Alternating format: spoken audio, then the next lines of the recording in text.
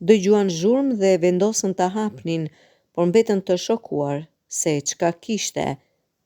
Një familje përjetoi tmerr, teksa në murin e banesës ku jetojnë një gjarpër piton me përmasa gjigante kishte arritur të depërtonte dhe kishte ngecur mes dy muresh, duke rrezikuar që t'i sulmonte.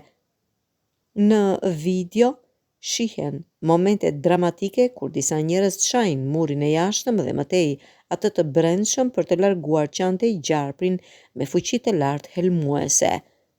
E gjitha kjo ndodhi në Tajland, raportuan mediat vendase. Burri 66 vjeçar Somsak Harasin tregoi se u shokua dhe u tmerrua njëkohësisht nga zbulimi i frikshëm në kuzhinën e shtëpisë. Ai thiri për ndihmë edhe disa njerëz, përfshirë një ekspert për kapjen e gjarprinjve, mbërritën duke shkatëruar muret dhe nxjerr qantej pitonin.